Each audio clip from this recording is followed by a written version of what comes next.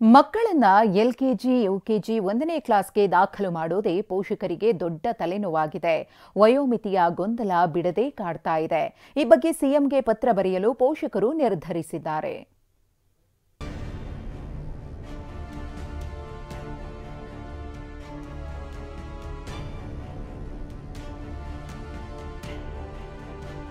ಅತ್ತ ಎಲ್ಕೆಜಿಗೂ ಸೇರೋಕಾಗ್ತಿಲ್ಲ, ಇತ್ತ 1ನೇ ಕ್ಲಾಸ್ಗೂ ಪ್ರವೇಶಿಸೋಕೆ ಆಗ್ತಿಲ್ಲ. ಮಕ್ಕಳು ಅತಂತ್ರವಾದ್ರೆ ಪೋಷಕರು ಪರದಾಡುವಂತಾಗಿದೆ. ಶಾಲಾ ಪ್ರವೇಶಕ್ಕೆ ಕಡ್ಡಾಯ ವಯೋಮಿತಿ ಸಂಕಷ್ಟ.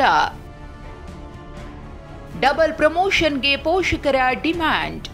ಶಿಕ್ಷಣ ಇಲಾಖೆಯ 2022ರ ಆರ್ಡರ್ ಒಂದಲ್ಲ ಎರಡಲ್ಲ, 1000 ಗಡಿ ದಾಟಿ ರಾಜ್ಯದ ಲಕ್ಷಾಂತರ ಪೋಷಕರ ತಲೆಬೇನೆಯಾಗಿದೆ. ಕಳೆದ ವರ್ಷ ವಯೋಮಿತಿ ಕಡಿಮೆ ಅನ್ನೋ ಕಾರಣಕ್ಕೆ ಸಾವಿರಾರು ಮಕ್ಕಳಿಗೆ 1ನೇ ತರಗತಿಗೆ ದಾಖಲಾತಿ ಸಿಕ್ಕಿರಲಿಲ್ಲ. ಲಕ್ಷಾಂತರ ರೂಪಾಯಿ ಶುಲ್ಕ ಕಟ್ಟಿ ಮರಳಿ ಯುಕೆಜಿ ರಿಪೀಟ್ ಮಾಡಿಸಿದ್ರು. ಈ ವರ್ಷ ವಯೋಮಿತಿಯ ಅರ್ಹತೆ ಮೇಲೆ 1ನೇ ಕ್ಲಾಸ್ ದಾಖಲಾತಿಗೆ ಮುಂದಾಗಿದ್ದಾರೆ. ಇದೊಂದು ವರ್ಷ ಮಕ್ಕಳ ದಾಖಲಾತಿಗೆ ವಯೋಮಿತಿ ವಿನಾಯಿತಿ ನೀಡಿ ಅಂತ ಸಿಎಂ ಮತ್ತು ಶಿಕ್ಷಣ ಸಚಿವರಿಗೆ ಪತ್ರ ಬರೆಯಲು ಮುಂದಾಗಿದ್ದಾರೆ. ಸರ್ಕಾರ ಏನ್ ಮಾಡುತ್ತೆ, ಪ್ರಾಪರ್ ಆಗಿ ಒಂದು ಡಿಸಿಷನ್ ತಗೊಂಡು ಏನ ರೂಲ್ಸ್ ನ ಮಾಡಿದ್ದಾರೆ ಅದಕ್ಕೆ ಸ್ಟಿಕ್ ಆನ್ ಆಗ್ಬೇಕು. ಚೇಂಜ್ ಮಾಡ್ಕೊಂಡ್ರೆ ಈಗ ನನ್ನ ಮಗನಿಗೆ ಪ್ರಾಬ್ಲಮ್ ಆಗುತ್ತೆ. 1 year just for 1.5 ಮಂತ್ಗೆ 1 year hole of the year ಏನು ಓದಿದ್ದಾನೆ ಮತ್ತೆ ಅದೇ ಓದ್ಬೇಕಾಗುತ್ತೆ.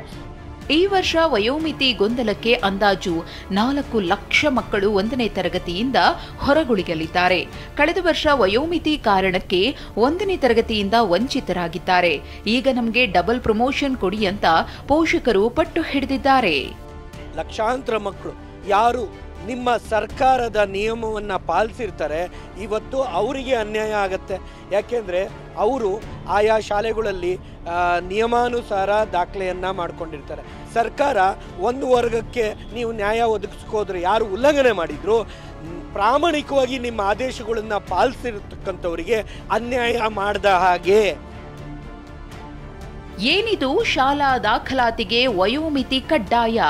2025-26ನೇ ಸಾಲಿನ 1ನೇ ತರಗತಿ ಅಡ್ಮಿಷನ್ ಆಗೋ ಮಗುವಿಗೆ ಕಡ್ಡಾಯ 6 ವರ್ಷ ಆಗಿರಲೇಬೇಕು ಅಂತ ಶಿಕ್ಷಣ ಇಲಾಖೆ 2022ರಲ್ಲಿ ಆದೇಶ ಹೊರಡಿಸಿತ್ತು.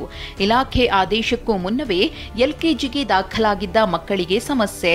ಇಲಾಖೆ ನಿಯಮದ ಪ್ರಕಾರ 6 ವರ್ಷಕ್ಕೆ 1 ತಿಂಗಳು ಬಿಟ್ಟು 1 ದಿನವೂ ಕಡಿಮೆ ಇರಬಾರದೆಂದು ಕಠಿಣ ಆದೇಶ ಹೊರಡಿಸಿದೆ.